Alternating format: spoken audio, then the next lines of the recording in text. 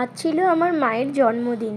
তো জন্মদিনে মায়ের কাছে থাকতে পারিনি, তাই একটু মনটা খারাপ। তো আয়োজন করেছে আমার বোন আর মা দুজনে মিলেই আয়োজন করেছে, আর বাবা এই ভাতের থালাটাকে সাজিয়ে দিয়েছে। প্রথমে যে মিষ্টিটা দেখলে ওটা ভাই সাজিয়ে প্রথমে মাকে ধরে দিয়েছে, তারপর বাবা ভাতের এগুলো সাজিয়েছে। রান্নাটা মা আর বোন দুজনে মিলেই করেছে।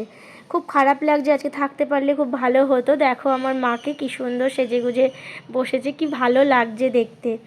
আজকের দিনে মায়ের সুস্থতা কামনা করি ভগবানের কাছে।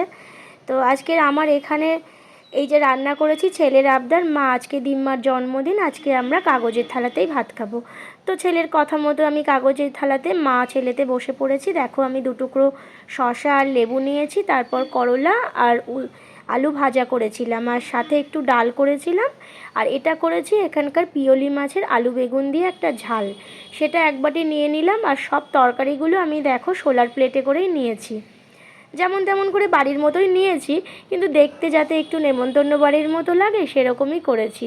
ছেলের খুব শখ হয়েছে আজকে একটু নেমন্তন্ন বাড়ির মতো করেই খাবে, যেহেতু দিম্মার জন্মদিন বলে কথা। ওরও খুব মনটা খারাপ, আজকে মামা বাড়ি থাকতে পারলে ওর একটু খুব ভালো লাগতো। যাই হোক, এভাবেই কাটলো আজকে দিনটা। ভিডিওটা তোমাদের কেমন লাগলো অবশ্যই জানিও।